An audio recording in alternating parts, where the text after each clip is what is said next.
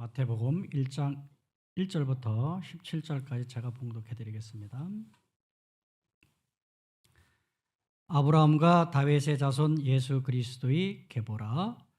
아브라함이 이삭을 낳고 이삭은 야곱을 낳고 야곱은 유다와 그의 형제들을 낳고 유다는 다말에게서 베레스와 세라를 낳고 베레스는 헤스로를 낳고 헤스로는 람을 낳고 람은 아미나답을 낳고 아미나답은 나손을 낳고 나손은 살몬을 낳고 살몬은 라합에게서 보아스를 낳고 보아스는 롯에게서 오벳을 낳고 오벳은 이새를 낳고 이새는 다윗 왕을 낳으니라. 다윗은 우리아의 아내에게서 솔로몬을 낳고 솔로몬은 르호보암을 낳고 르호보암은 아비야를 낳고 아비야는 아사를 낳고 아사는 여호사밧을 낳고 여호사밧은 요람을 낳고 요람은 우시야를 낳고 우시야는 요담을 낳고 요담은 아하스를 낳고 아하스는 히스기야를 낳고 히스기야는 므낫세를 낳고 므낫세는 아몬을 낳고 아몬은 요시야를 낳고 바벨론으로 사로잡혀갈 때 요시야는 여고냐와 그의 형제들을 낳으니라.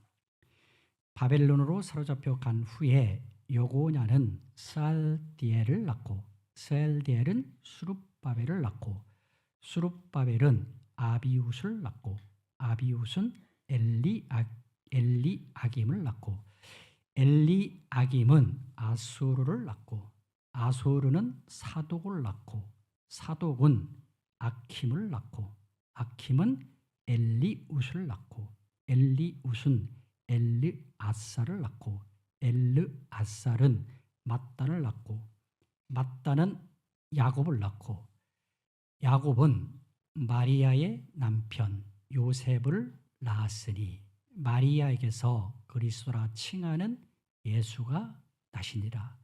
그런즉 모든 대수가 아브라함부터 다윗까지 14대요 다윗부터 바벨론으로 사로잡혀 갈 때까지 14대요 바벨론으로 사로잡혀간 후부터 그리스도까지 14더라. 아멘. 뼈대 있는 집안은요 족보가 있다고 하더라고요. 혹시 여러분들 집안에 가문에도 족보가 있나요? 족보가 있으신 분도 있고 혹 존재하고 있으나 보지 못하신 분들도 아마 있을 것 같습니다. 그리고 혹 족보가 없는 집도 있을 것 같아요. 저희 집안에도 족보가 있습니다. 제가 지난주 시간에 말씀해 드렸던 저희 가족사 중에 아주 유명한 저희 아버지에 관한 한 일화가 여러분들에게 잠시 소개하려고 합니다. 바람처럼 살다 바람처럼 살아시는 분은 아니셨습니까? 그 아버지가 언젠가 바람처럼 사라졌다 잠깐 산들바람처럼 집에 머물렀던 시간이 있었습니다. 여느 때와 같이 항상 그런 그런 일들이 반복되어 있었는데 그때는 뭔가 보따리를 하나 싸왔더라고요. 그래서 보따리를 펼쳐보더니 그것을 저에게 주는 거예요. 근데 책자를 하나 준 거예요. 그 책자가 우리가 지금 들고 있는 하나님의 말씀 성경 이 부피의 크기와 넓이와 이 분량이 한 2배 내지 3배가 되는 이렇게 큰 책자에 이렇게 두터운 책을 건네주시는 거예요. 뭐예요? 우리 집안 족보야. 족보가 있었어요?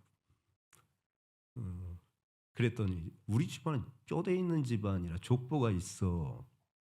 요번에 종친회에서 다시 족보를 이렇게 정리 편찬해서 인쇄하여서 우리 종가들에게 이렇게 종손들에게 이렇게 한 부씩 주어서 내가 그걸 고이 간직했다가 가져왔어. 이거 잘 간직해야 돼. 저한테 얘기하는 거예요. 왜냐 제가 장남이거든요. 그러면서 제 이름이 어디에 적혀 있는지, 그리고 윗대는 누구고 우리 집안에 유명하신 분은 누구였는지 그런 것을 설명해 주시면서 이렇게 이 족보를 잘 보관해야 된다고, 그리고 족보 있는 집안은 뼈대 있는 집안이 자랑스러워야 된다고 그렇게 말하시는 거예요. 그래서 제가 아버지를 보고 또 큰아버지를 보고 바람처럼 살다가 바람처럼 가시는 그런 삶의 모습을 보면서 이 족보가 뼈대 있는 가문의 족보가 맞나? 우스갯말로 제 마음속에는 이 개족보 아닌가 하는 생각까지도 가지면서 잠깐 보관했다가 또 바람처럼 사라지셨기에 제가 그 다음에 그 족보를 어떻게 할게요? 여러분들의 상상에 맡기겠습니다. 그렇게 족보를 소중하게 여겨서 그것을 자손들에게 그것을 잘 보관하고 자기의 정체성을 어디에 있는지 알아야 된다고 그렇게 말하는 것을 들었습니다. 오늘 우리가 함께 장로님을 통하여서 보신 하나님의 말씀, 그 말씀은 예수님의 계보, 즉 족보에 관한 말씀을 쭉 말씀해 주시고 있는데, 이 족보에 무슨 큰 의미가 담겨 있을까 생각할 수 있으나, 이 예수님의 족보에는 놀라운 하나님의 은혜와 구원의 이야기가 담겨 있다는 사실을 오늘 여러분들이 성령에 감동하여서 그 말씀을 발견하시는 은혜가 있기를 예수님의 이름으로 축복합니다. 그리고 우리의 심령에 그래서 새로운 생명과 새로운 소망이 싹이 트는 역사가 있기를 예수님의 이름으로 축복합니다. 예수님의 족보는요, 단순히 역사적 기록이 아닙니다. 하나님의 신실하심과 더불어서 하나님의 구원의 길을 열어주시는 바로 그런 말씀으로 우리에게 채워주시고 있다는 사실을, 그리고 우리의 삶 가운데서 이 소망을 붙드는 우리 성도들 모두가 되시는 축복이 있기를 예수님의 이름으로 축복합니다. 이 족보에요, 첫 번째, 이 족보에 목적이 있다라는 거예요. 그 목적은 뭐냐? 예수님의 정체성, 즉 예수님이 누구이신가를 말씀해주고 있다라는 거예요. 1장 1절의 말씀을 함께 합독하면서 확인해 보겠습니다. 시작. 아멘. 아브라함은요, 하나님께서 모든 민족에게 복을 주시겠다고 하였던 복의 근원이 되었던 사람이 아니겠습니까? 그리고 다윗은요, 영원한 왕국에 대한 상징적으로 보여준 인물, 바로 그 인물이 다윗 아니겠습니까? 즉 아브라함은요, 그를 통하여 모든 민족이 복을 받을 것이다 라는 상징적인 인물이고, 더불어서 다윗은 영원한 왕국을 이루게 된다라는 것의 상징적인 인물이 바로 이 인물이었던 거예요. 그리고 그들에 이어서 예수 그리스도의 계보다 이렇게 말씀하시는 데는 분명한 이유가 있는 거예요. 즉 무슨 이유가?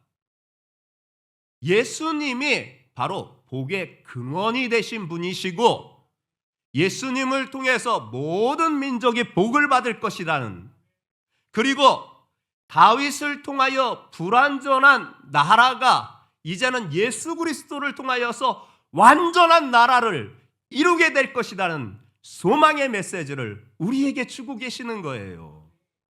예수님을 통해서 영원한 나라, 하나님 나라, 천국에 들어갈 수 있다라는 사실을 이 1절은 우리에게 밝혀주고 있는 거예요. 왜 예수님께서 마태라는 사람을 통해서 예수님의 족보를 말하며 이 1절의 말씀을 먼저 밝혀주고 있느냐? 그것은 이 마태복음이 주로 읽었던 독자, 들었던 독자, 성도가 유대인들이었어요. 유대인들 중심이었습니다. 유대인에서 유대교에서 개종한 그리스도인들도 있었고, 그렇지 않고 유대교에 아직 머물러 있었던 사람들이 주 독자들이었어요.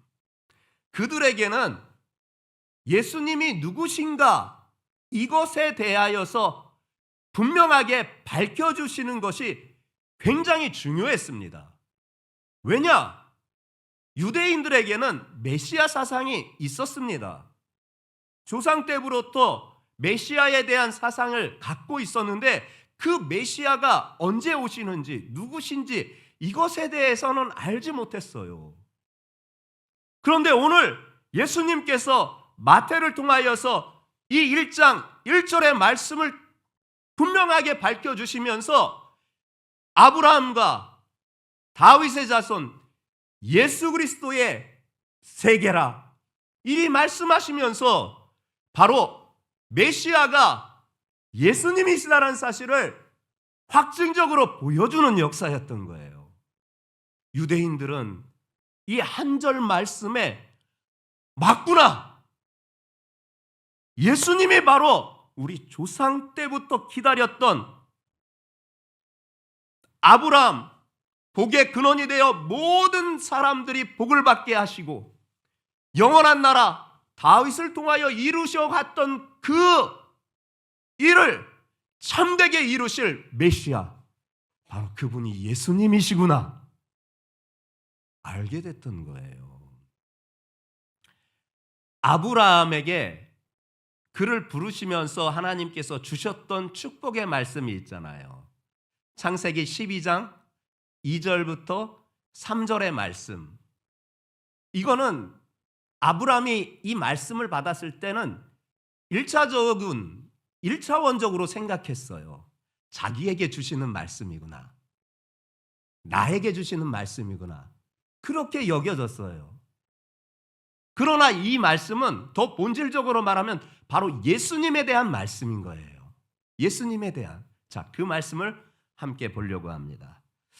내가 너로 큰 민족을 이루고 내게 복을 주어 내 이름을 장대하게 하리니 너는 복이 될지라. 아브라함은 이 말씀을 축복의 말씀을 할 때 자기가 복이 되는 줄 알았어요. 1차원적으로 생각해서. 더불어 너를 축복하는 자에게 내가 복을 내리고 너를 저주하는 자에게 내가 저주하리니 땅의 모든 민족이 너로 말미암아 복을 얻을 것이니라 하신지라. 아브라함이 이 축복의 말씀을 받았어요. 그래서 1차원적으로 이 말씀이 자기에게 주시는 말씀인 줄 알았어요. 그러나 더 본질적으로는 그를 통하여서 이 땅에 오실 참 메시아 예수님을 통하여서 이 복을 주신다라는 거예요. 예수님이 바로 복이시라는 거예요. 예수님을 믿는 자는 그래서 복을 누린 거예요. 이미 복을 받은 자인 거예요. 그분을 축복하는 자, 그의 자녀들을 축복하는 자는 복을 받을 것이지만 그분을 저주하고 그분의 자녀들을 저주하는 자들은 저주를 받을 것이에요. 더불어서 예수님은 다윗과는 비교가 안 되는 완전하고 완벽한 영원한 나라를 세우시고 그곳으로 당신의 자녀들을 인도하시는 참 구원자 메시아이신 거예요. 그 일을 이루고자 이 땅에 오신 거예요. 성도들이요, 우리는 그 예수님을 통해 이 하나님의 언약에 참여한 자가 된 거예요. 복의 근원이 되는, 그리고 영원한 나라의 주인공이 되는 그 하나님의 언약에 예수님을 통해서 여러분들은 참여하게 되었어요. 그리고 그 은혜와 축복을 누리게 된 거예요. 우리의 삶 속에서 하나님을 신실하게 믿고 우리에게 주신 약속을 붙들어야 하는 이유가 여기에 있는 것이지요. 그리고 우리는 그분의 주권을 인정하고 그분의 뜻에 순종하는 삶으로 결단드리는 이유도 바로 여기에 있는 거예요. 예수님이 바로 복이시고 예수님을 모신 여러분들이 복의 주인공이세요. 예수님이 영원한 나라로 인도하시는 유일한 신분이시고 그분을 모신 여러분들은 이미 천국을 소유하신 분들이에요. 이 하나님의 축복이 이루어진 줄 믿습니다. 성도들이요, 복의 근원이시고 영원한 왕으로서 우리의 참 소망이시고 참 구원, 우리는 그래서 그분을 내 삶의 중심에 모시고 그분의 말씀을 따라 살아가기로, 그분께 삶을 드리기로 약속하면서 믿음의 여정을 살아가고 있는 자들인 줄 믿습니다. 비록 조금 부족함이 있고 불완전한 모습도 있으나 그래도 그분께서 나를 용납하시고 받아주시는 은혜가 있는 줄 믿습니다. 더불어 여러분, 이 예수님의 족보에 하나님의 은혜의 흔적들이 있어요. 은혜의 흔적들이 있어요. 그 은혜의 흔적, 첫 번째로 여러분들에게 소개시켜 드릴 것은, 여러분 예수님의 계보의 말씀을 쭉 낭독하면서 유독 눈에 들어왔던 문장이나 단어가 있을까요? 낳고, 낳고, 낳고. 이 낳다라는 동사가 계속 반복되는 것을 여러분들은 확인할 수가 있을 거예요. 이름은 바뀌나 계속 낳고, 낳고, 낳고 그렇게 말씀하세요. 이게 왜 은혜의 흔적이에요? 물을 수가 있으나 하나님의 말씀 성경 안에서는요, 족보에 대한 이야기가 세 부분이 나와요. 첫 번째는 창세기 5장에 한번 등장하고, 두 번째는 오늘 본문 마태복음에 등장하고, 세 번째는 누가복음 3장에 등장해요. 그러면 예수님의 이 족보를 창세기의 족보와 비교해 보면 여러분들이 금방 알 수가 있어요. 창세기 5장입니다. 창세기 5장. 함께 봉독하지는 않을 것이나 여러분들이 눈으로 보아도 금방 확인할 수가 있습니다. 창세기 5장에 보면 1절에 이것은 아담의 계보를 적은 책이니라 이렇게 시작하면서 아담의 계보, 즉 아담의 족보를 소개하고 있어요. 그런데 이 아담의 족보는 어떻게 이루어졌느냐? 누가 누구를 낳고 몇 세 때에 죽었다. 이렇게 반복이 돼요. 누가 누구를 낳고 몇 세까지 살다 죽었다. 이 말은 뭐냐? 이게 바로 아담의 계보, 아담의 족보, 즉 인간의 족보, 인간의 삶이라는 거예요. 인간의 삶은요, 낳고 죽는 것이 반복되는 거예요. 낳고 죽는 것으로 종결되는 게 인간의 삶인 거예요. 낳고 죽는 거로 끝나는 거예요, 인간의 삶은. 인간의 족보는 다 그래요. 낳고 죽는 것으로 종결되는 거예요. 그런데 그렇게 낳고 나서 죽는 것으로 종결되는 인간 역사에 예수님께서 찾아오셔서 마태복음에서 말씀해 주시는 족보 가운데에서는 죽는 일이 없는 거예요. 새 생명을 얻고 계속해서 사는 역사만 있는 거예요. 그래서 죽었다라는 단어가 단 한 차례도 등장하지 않고 낳고 낳고 낳고 낳고. 여러분, 인간의 역사는 태어남과 동시에 죽음으로 종결되나 그런 인생에 예수님이 찾아오셔서 그분께서 주시는 성령의 역사로 말미암은 그분을 나의 주 나의 하나님으로 고백되는 이 은혜를 주시고 믿음 가운데에서 그분을 나의 주로 영접한 하나님의 자녀들에게는 새 생명을 주신 거예요. 죽음을 보지 않는 새 생명을 주신 거예요. 요한복음에 우리에게 말씀하고 있잖아요. 11장 25절에 말씀하는 바가 있습니다.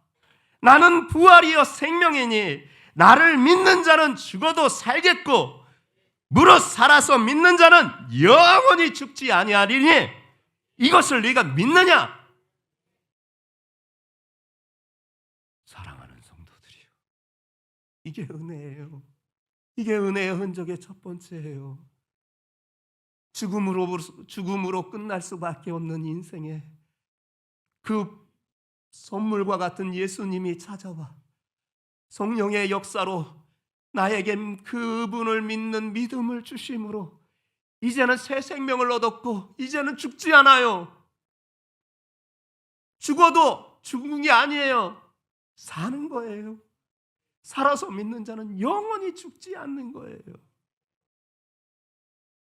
믿어지십니까?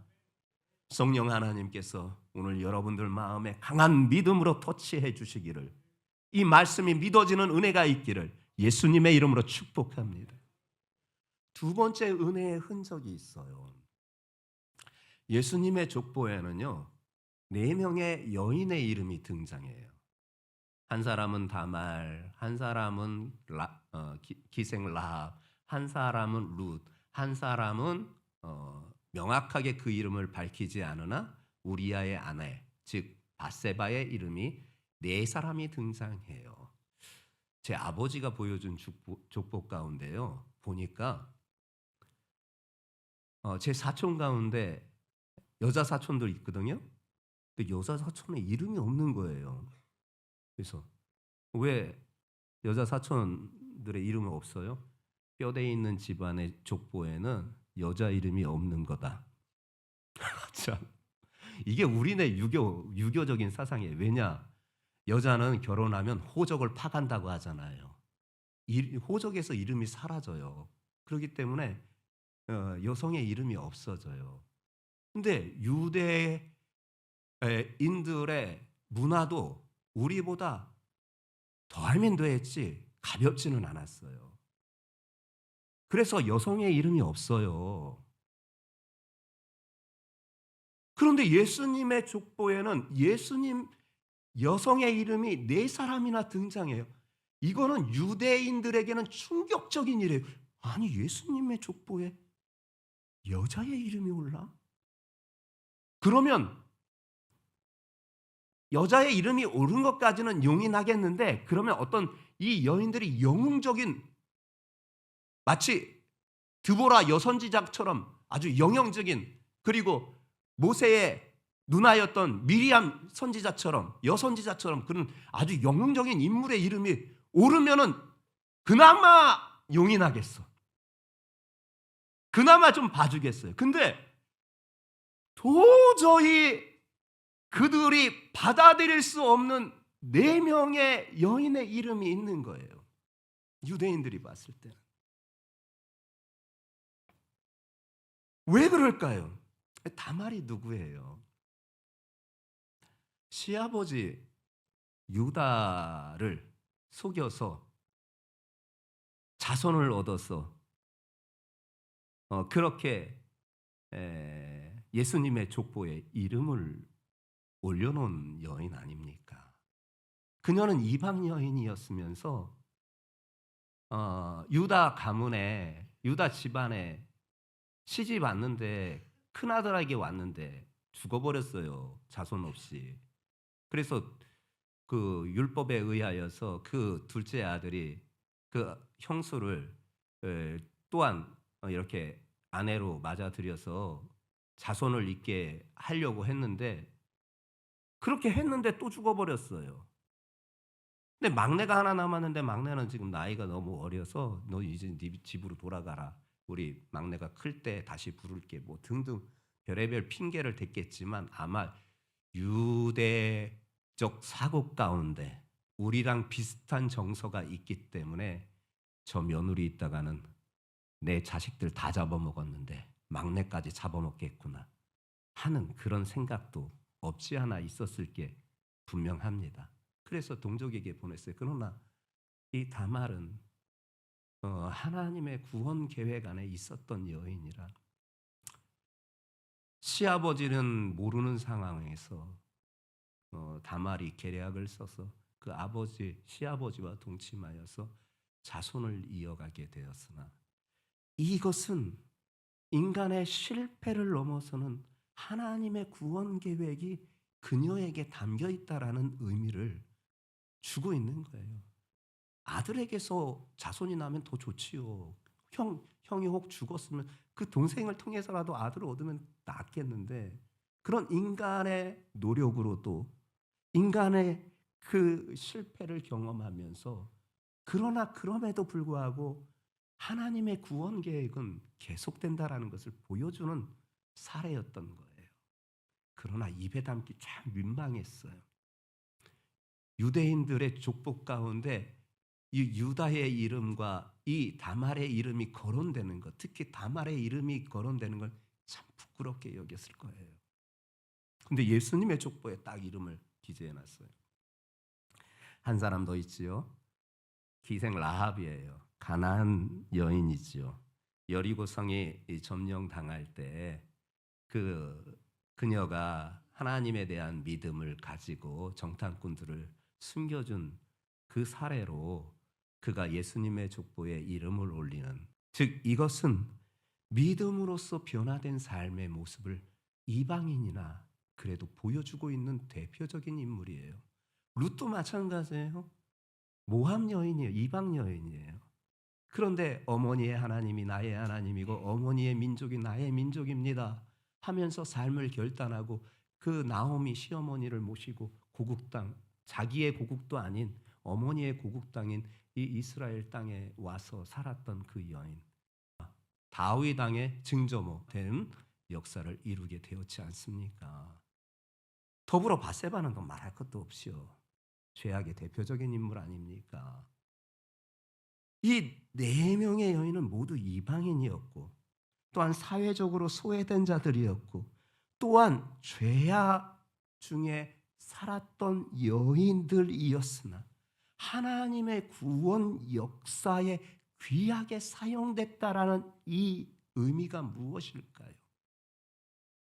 하나님의 구원은요, 혈통이나 행위로 이루어지는 것이 아니라 하나님에 대한 믿음과 하나님의 은혜로 구원이 이루어진다라는 것을 말씀해 주고 있는 거예요.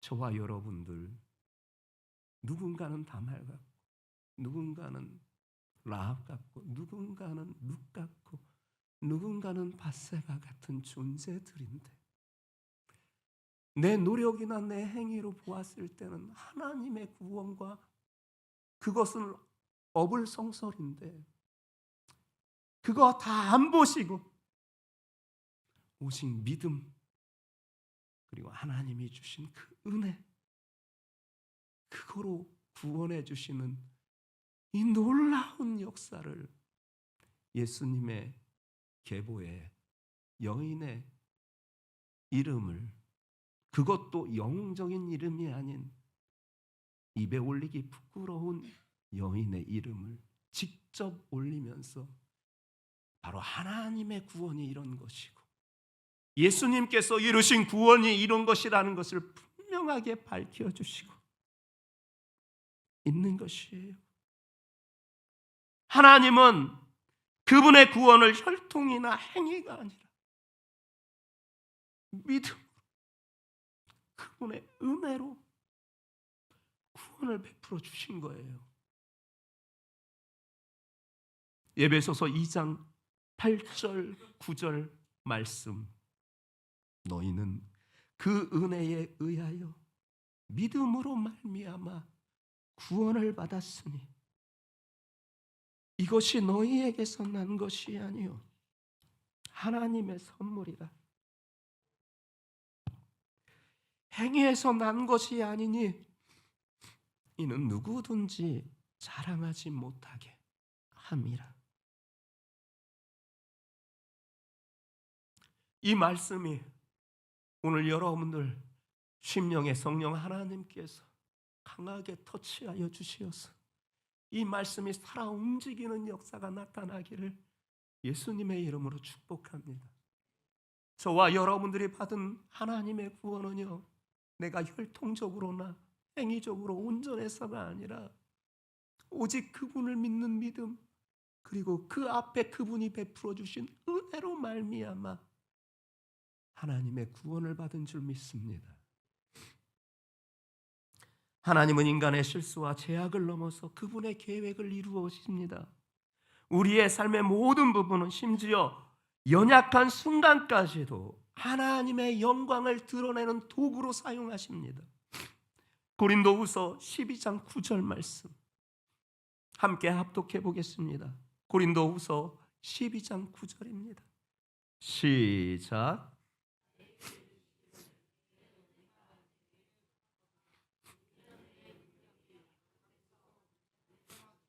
아멘. 우리의 삶의 모든 부분, 심지어 우리의 연약한 순간까지도 하나님의 영광을 드러내는 그 도구로 사용된다라는 거예요. 예수님의 계보는요, 불완전한 사람들로 가득했습니다. 하지만 이를 통하여서 하나님의 완전한 구원을 이루어 나가듯이 우리의 연약함 속에서도 하나님은 그분의 신실하심을 드러내십니다. 우리의 실패와 부족함이 하나님의 계획을 막을 수는 없습니다. 오히려 그것은 하나님께서 더 크게 영광을 이루실 기회로 삼으시는 거예요. 우리의 실패와 연약함 속에서도 하나님은 신실하게 일하고 계십니다. 우리는 자신의 과거나 현재의 부족함에 매몰되어서 절망하고 좌절하기도 하나, 여러분, 하나님의 손길을 신뢰하시기 바랍니다. 우리는 우리의 연약함에도 불구하고 주님 앞에 그 연약함을 내려놓을 때 하나님께서는 그것을 통하여서 당신의 영광을 받으시는 역사가 반드시 있다라는 사실을 믿으시기 바랍니다. 여러분 참 복받은 사람들이에요. 여러분 참 행복자.